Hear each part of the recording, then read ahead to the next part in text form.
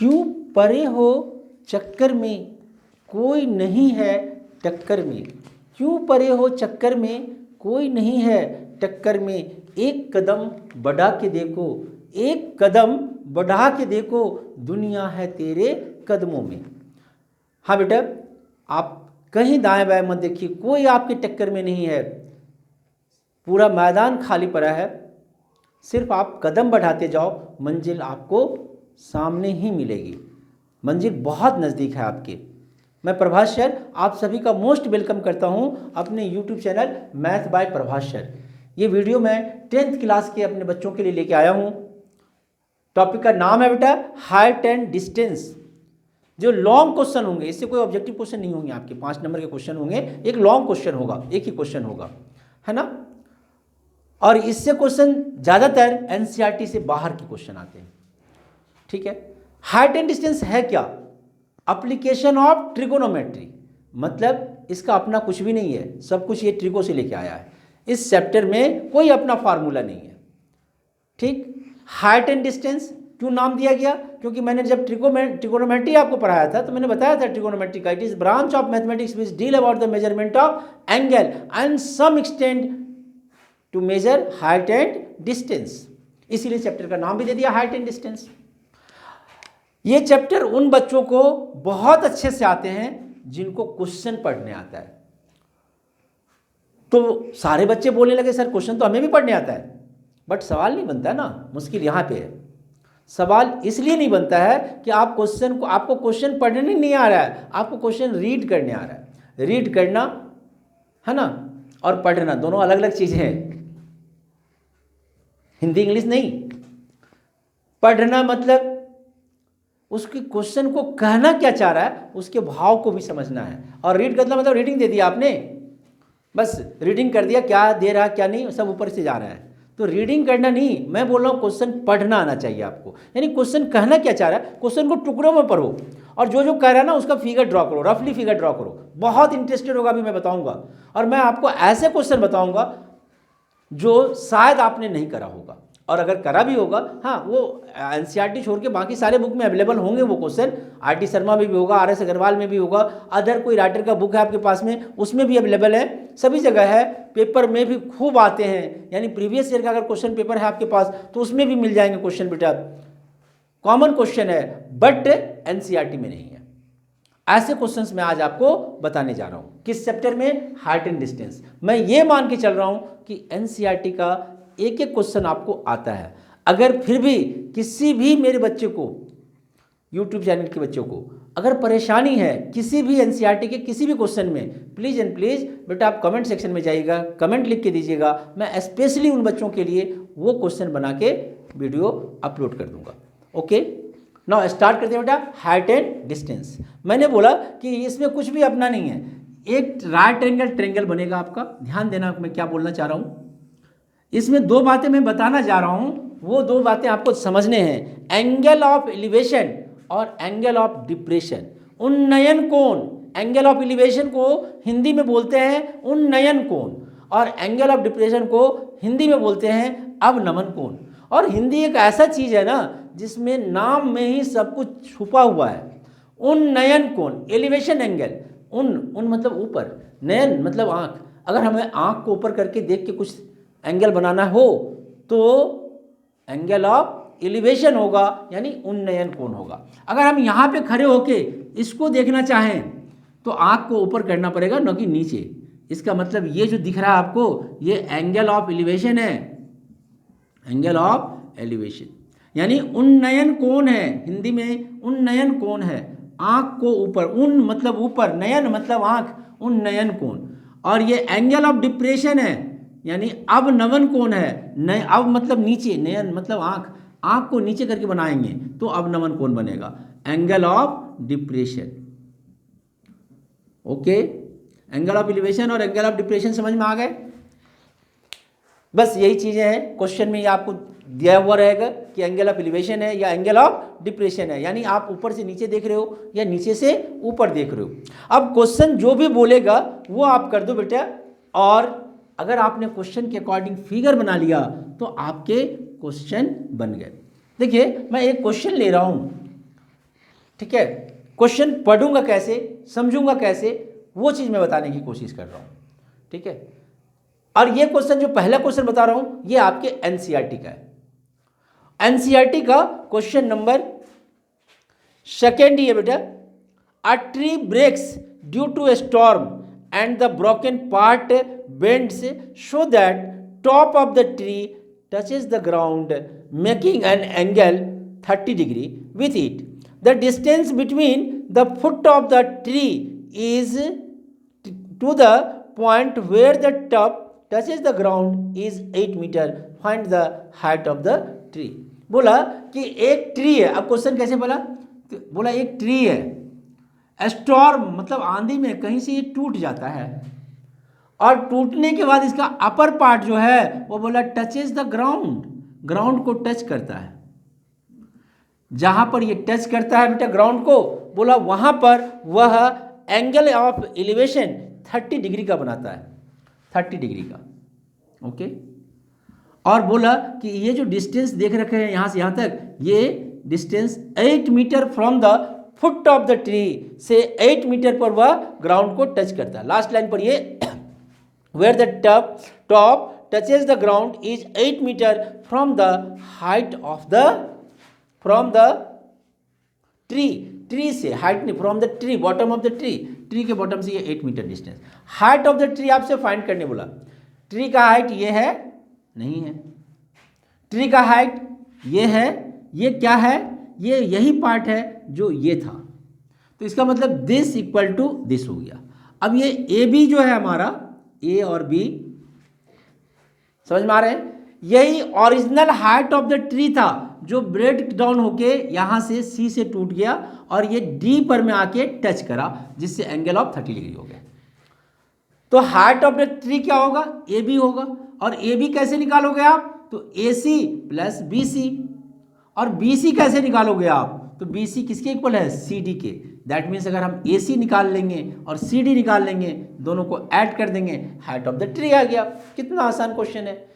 और कुछ लिखने होंगे बेटा आपको, तो जो आपने एज्यूम करा वो लिख दिया करो कि let the height of the tree, let the height of tree, tree का नाम दे दिया था मैंने A B, is H metre. हमने मान लिया ये पूरा जो है यह एच मीटर है, यहाँ से यहाँ तक, यही हमें निकालना है एच मीटर। ठीक है, it broken from point C and touches the ground and upper part B touch the ground at D such that, जिससे कि दो चीज हमें दे रखा था, AD is equal to 8 metre and angle CDA is equal to 30 degree. हमें find करना है height of the tree h is equal to A B, ये हमें फाइंड करना है। Okay, according to question A B हो गया हमारा, और ए बी को हम लिख सकते हैं A C plus B C, but B C जो है वह हमारा इक्वल होगा किसके, सी डी के। देयरफॉर h जो था हाइट ऑफ द ट्री वह हो गया ए बी, और ए बी की जगह पर हम क्या लिखेंगे, ए सी प्लस बी सी, तो ए सी प्लस सी डी। अब ये आप ए सी और सी डी निकाल लो। तो इन ट्रायंगल, इसे 1 बना के छोड़ दिया हमने। इन ट्रायंगल, किस ट्रायंगल में जाएंगे, yes angle triangle A D C में, ए डी सी में हमें ये भी चाहिए, ये भी क्या मालूम है आपको, बेस मालूम है, बेस मालूम है और परपेंडिकुलर चाहिए तो tan थीटा लगा देंगे, और बेस मालूम है हाइपोटेनियस चाहिए तो कॉस थीटा लगा देंगे। किस में रिलेशन आता है वो देखना है। परपेंडिकुलर और बेस में कोई एक चीज़ गिवन है और एक चीज़ फाइंड करना है, tan थीटा लगाओगे। परपेंडिकुलर और हाइपोटेनियस में अगर एक चीज़ गिवन है और एक चीज़ फाइंड करना है तो sin थीटा लगाओगे। बेस और हाइपोटेनियस में अगर वन थिंग कोई गिवन है और दूसरा चीज़ आपको क्या करना है बेटा, फाइंड आउट करना है, तो क्या लगाओगे आप, कॉस थीटा लगाओगे। तो in triangle A D C में सबसे पहले तो हमने लगा दिया tan 30 degree is equal to perpendicular by base, यानी ए सी अपॉन में A D. Okay, tan 30 degree की वैल्यू कितनी होती है, 1/√3 याद करवा रखा हूँ मैं। और जिनको नहीं याद है बेटा, please and please 10th class के ट्रिको का कॉन्सेप्ट भी और कुछ इंपॉर्टेंट क्वेश्चन भी मैं प्रीवियस वीडियो में डाल रखा हूँ, उसे आप जरूर देखिए। 1/√3 इजिकल टू AC तो निकालने थे हमें, वेरी गुड, अपॉन में AD 8 हो गया। देयरफॉर इसका मतलब ये हो गया कि AD इजिकल टू कितने हो गए बताना बेटा, 8/√3 मीटर। रेशनलाइज कर दो बेटा, √3/√3 तो 8√3/3 मीटर आ गया AC। Now also cos 30 degree base upon hypotenuse, तो बेस तो हो गया AD upon hypotenuse CD। cos 30 degree √3/2, तो √3/2 is equal to AD 8 upon hypotenuse CD। तो therefore CD is equal to 16/√3, √3 से फिर ऊपर नीचे multiply and divide, that means 16√3/3 metre. Therefore height of tree H is equal to क्या था बेटा, AC plus CD and this will be equal to 8√3/3 upon में plus 16√3/3 और LCM 3 24√3/3, दैट मीन्स 3 से कैंसिल कर देंगे बेटा 8√3, तो H is equal to कितना आ गया आपका 8√3 मीटर। Very good. आज मैं आपको हाइट एंड डिस्टेंस का कुछ ऐसा क्वेश्चन बता दे जा रहा हूँ बेटा, आपके पसीने छूट जाएंगे इन सर्दियों में, ये मेरी गारंटी है। सिर्फ क्वेश्चन देखो कितना मज़ा आता है आपको। ये तो मैंने सबसे आसान क्वेश्चन, आज जितने भी क्वेश्चन मैं बताने जा रहा हूँ उसमें सबसे ईजी क्वेश्चन मैंने ये बताया है, और आपको समझ में आ गए होंगे क्वेश्चन कहना क्या चाह रहा था। क्वेश्चन को रीड आउट करना बहुत इंपॉर्टेंट है। अगर क्वेश्चन आपने रीड आउट नहीं करा अच्छा से तो फिर आपसे सवाल नहीं बनने। मैं इसे मिटा रहा हूँ बेटा अभी फिलहाल, और मैं दूसरा क्वेश्चन रीड आउट कर रहा हूँ। प्लीज़ एंड प्लीज़ आप देखो, और अगर हो सके बेटा तो मैं आराम से क्वेश्चन को पढ़ रहा हूँ, आप नोट डाउन कर लो ऐसे क्वेश्चंस।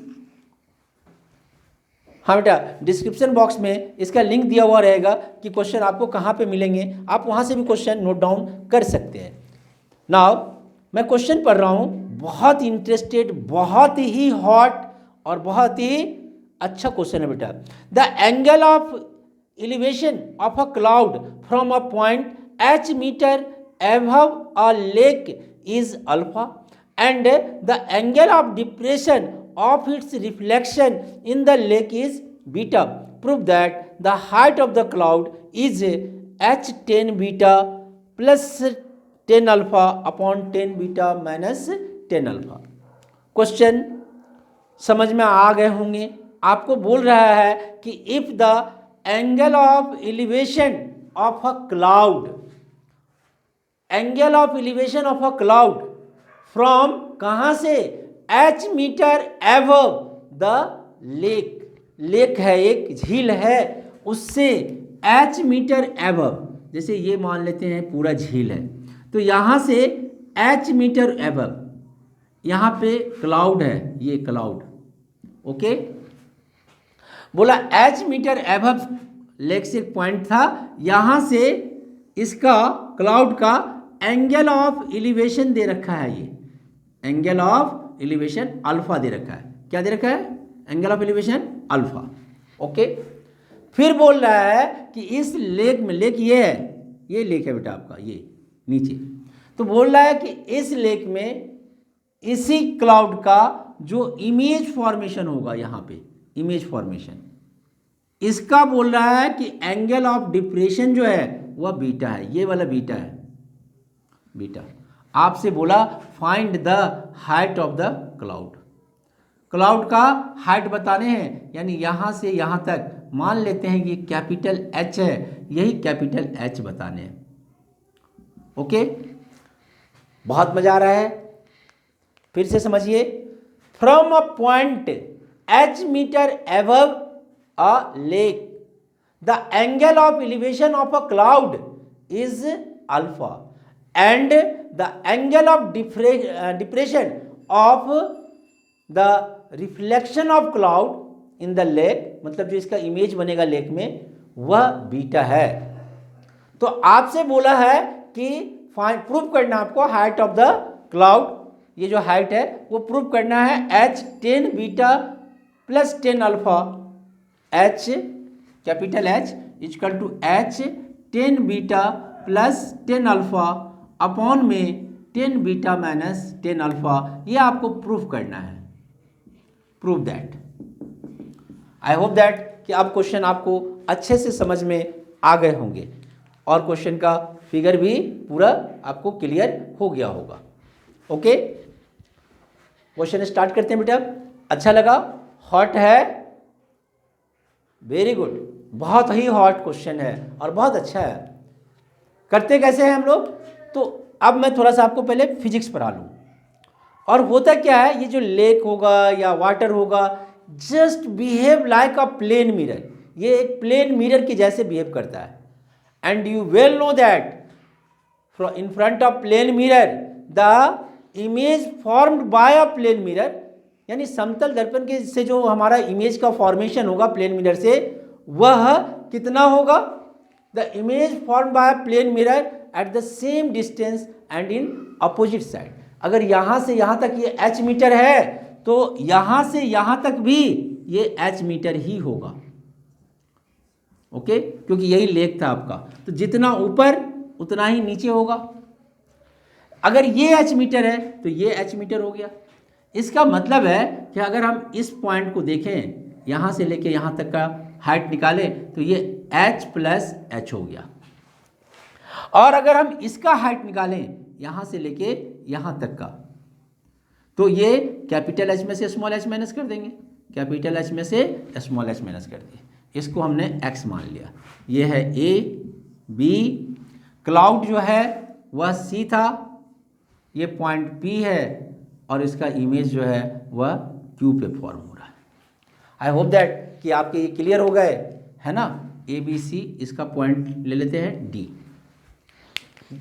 अब आप थोड़ा सा स्टेटमेंट लिख लो अगर चाहो तो, कि let B is a point h metre above from the lake, है ना, from which the angle of elevation of a cloud at C is alpha and the angle of depression of its image या reflection in lake is beta. Let capital H is the height of the what cloud and x is the distance of this B and D. तो अब दो triangle, जब भी ऐसा सवाल होगा ना और हाइट एंड डिस्टेंस का, आपका 95% क्वेश्चन आपको दो ट्रेंगल में लेके जाएगा।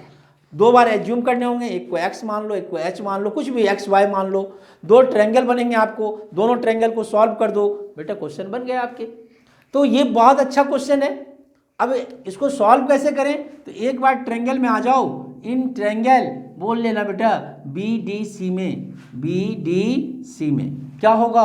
10 अल्फा होगा और 10 alpha equal to perpendicular, that means CD upon में बेस, दैट मीन्स BD। तो CD तो हो गया हमारा h माइनस h अपॉन में BD हमारा हो गया x। Therefore x is equal to h minus h upon में 10 अल्फा। ये इक्वेशन 1 हो गया। वेरी गुड, बहुत अच्छा है। अब इन ट्रायंगल BDQ में, इन ट्रायंगल BDQ में क्या होगा? BDQ में जरा बताना बेटा। Very good, 10 beta is equal to 10 beta is equal to perpendicular, यानी परपेंडिकुलर हो गया DQ और DQ की वैल्यू h प्लस h है अपॉन में यस x। आपको तो यही x को ही हटाना है, एलिमिनेट करना है। तो देयरफॉर आप फिर से यहाँ पर x की वैल्यू निकाल लो, तो x इज इक्वल टू क्या हो जाएगा बताना बेटा? h प्लस h अपॉन में 10 बीटा। वेरी गुड, ये इक्वेशन नंबर 1 था। ये इक्वेशन नंबर 2 है। फ्रॉम 1 एंड 2 दोनों से हमने h की ही वैल्यू फाइंड करा है, तो फ्रॉम 1 एंड 2, इक्वेशन 1 एंड 2 से बताना बेटा h माइनस h अपॉन में 10 alpha. Okay, h minus h upon में 10 alpha.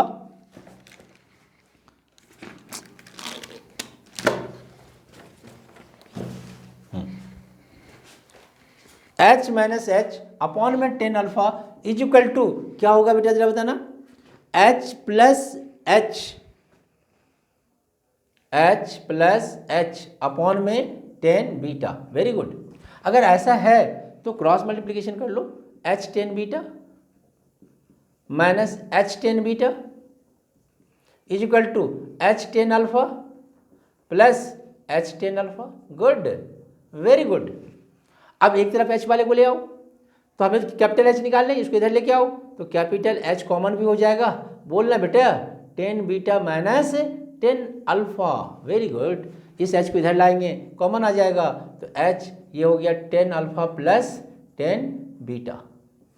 Okay, therefore H is equal to, बोलना बेटा क्या हो गया, H into 10 alpha plus 10 beta upon 10 beta minus 10 alpha. And यही आपको प्रूफ भी करना था ऊपर में। आई होप दैट कि आपको ये समझ में आ गए होंगे बेटा, है ना।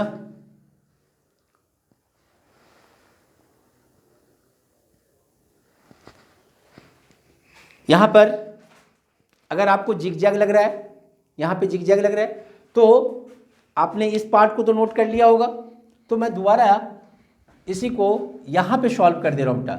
ठीक है, इस पार्ट को तो आपने नोट कर लिया, तो मैं उसी पार्ट को फ्रॉम 1 एंड 2 को ही यहाँ लिख दे रहा हूँ आपको फ्रेश में, फ्रॉम 1 एंड 2। क्या होता है ना बेटा, H माइनस एच अपॉन में 10 alpha is equal to H प्लस एच अपॉन में 10 बीटा। क्रॉस मल्टीप्लीकेशन, अब इसके बाद तो आप सॉल्व भी कर लोगे। 10 beta minus H 10 beta is equal to H 10 alpha और प्लस H 10 अल्फा, और इसके बाद आप सॉल्व कर लोगे बेटा। ये इधर आएगा, H कॉमन हो गया, 10 beta minus 10 alpha, 10 beta minus 10 alpha is equal to H common हो गया, 10 alpha plus 10 beta, 10 alpha plus 10 beta, और ये हो गए तो अब कैपिटल H इक्वल टू तो प्रूफ ही हो गया, H 10 अल्फा प्लस 10 बीटा, यही लाना था अभी 10 beta alpha plus 10 beta upon में 10 beta minus 10 alpha. I hope that कि ये आपको समझ में आ गए होंगे। ठीक है, हाइट निकालना था, हाइट निकल गया, क्वेश्चन में और कुछ बोला नहीं है। अगर बोल सकता था तो 2 चीज़ें और ये आपसे पूछ सकता था।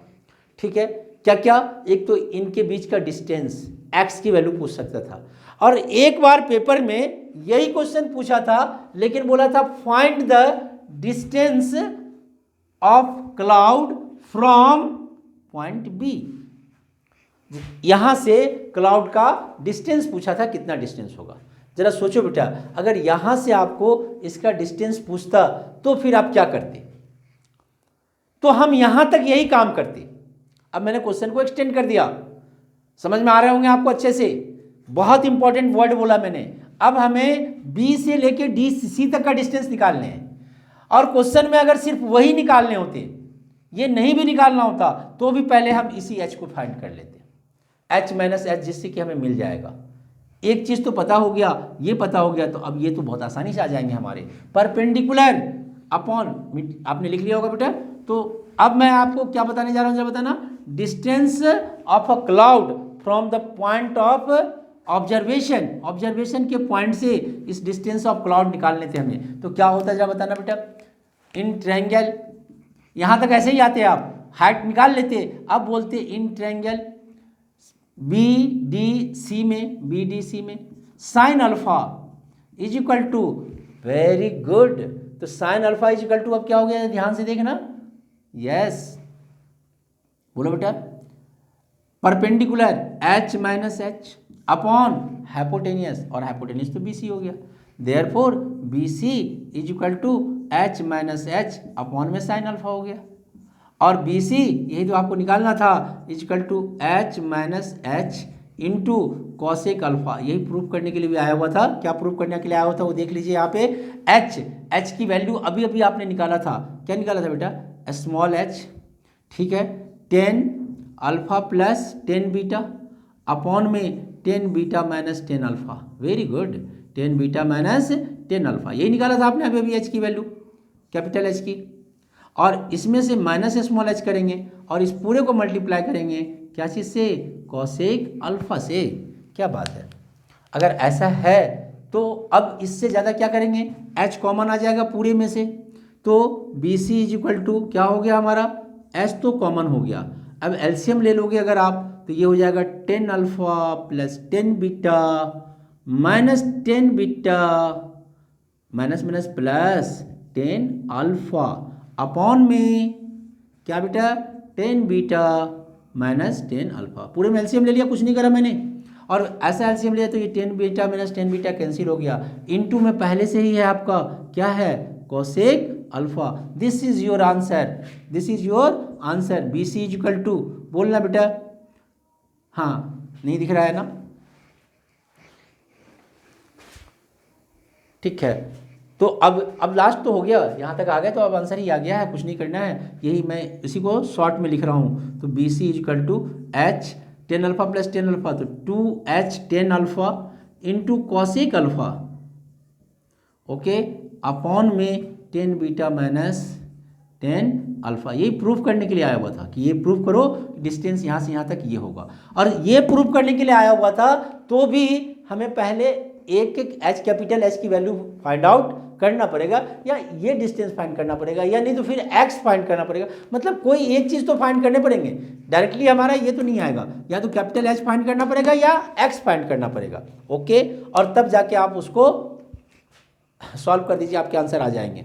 बेटा ये एक क्वेश्चन नहीं, ये 2 क्वेश्चन हो गए आपके लिए। एक जो मैंने बोला हाइट ऑफ द क्लाउड निकालो, और दूसरा मैंने आपको बोला distance of a cloud from the point of observation find करो, जो ये प्रूफ करके हम लोग लेके आए। फिर से मैं बार बार रिपीट कर रहा हूं कि अगर ये प्रूफ करने के लिए दे दिया आपको तो आपको एच निकालने ही पड़ेंगे, या अगर आप एच नहीं निकाल रहे हो तो उन दोनों इक्वेशन को सॉल्व करके एक्स की वैल्यू निकाल के लाओ, दोनों में से कोई एक लेके आओ, फिर आप इसमें इस ट्रायंगल में चले जाओ। अगर आपने एक्स लाया है तो कॉस अल्फा यूज कर लो, BC आ जाएगा। अगर आपने कैपिटल एच की वैल्यू फाइंड कर लिया है तो आप 10 अल्फा यूज कर लो, ये पता चल गया है तो ये आपका आसानी से आ जाएगा। आई होप दैट बेटा कि आपको ये क्वेश्चन रियली में बहुत इंपॉर्टेंट लगे होंगे। मैं ऐसा ही important question height and distance का अभी आपको एक और करवाने जा रहा हूँ, छुट्टी नहीं कर रहा हूँ अभी। ये लास्ट क्वेश्चन होगा बेटा, इसके बाद और देखेंगे कितना मज़ा आएगा क्वेश्चन बनाने में, आपको बहुत मज़ा आएगा रियली में। बहुत इंटरेस्टेड क्वेश्चन है और बहुत ही इंपॉर्टेंट भी क्वेश्चन है, दोनों ही बातें हैं। क्वेश्चन क्या है वो मैं थोड़ा सा पढ़ दे रहा हूँ बेटा आपका। मैंने बता ही रखा हूँ आपको कि आपको लिंक मिल जाएंगे बेटा आपके डिस्क्रिप्शन बॉक्स में, वहाँ से आप ये क्वेश्चन भी पढ़ सकते हो।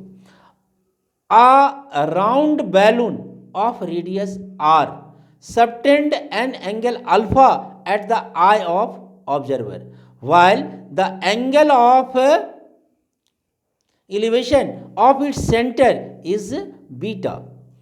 Prove that the height of the center of the balloon is r sin beta into cosec alpha by 2. कितना अच्छा क्वेश्चन है।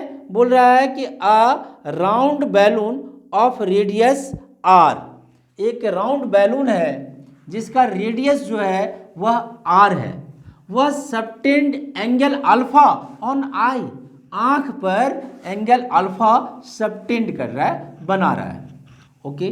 फिर उसके सेंटर के बारे में बोला कि उसका सेंटर का एंगल ऑफ एलिवेशन जो है, आंख पर एंगल बना रहा है, एंगल ऑफ अल्फा बना रहा है, वह एंगल ऑफ एलिवेशन नहीं है। तो बोला बैलून के सेंटर का जो एंगल ऑफ एलिवेशन है, ये मान लो बैलून है आपका, ठीक, और यहां पर हमारा आंख है ये।